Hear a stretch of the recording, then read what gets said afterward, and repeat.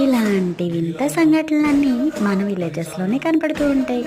వింత అని ఎందుకన్నానా, కోడికి చూశారు బాతు పిల్లలు పుట్టాయి.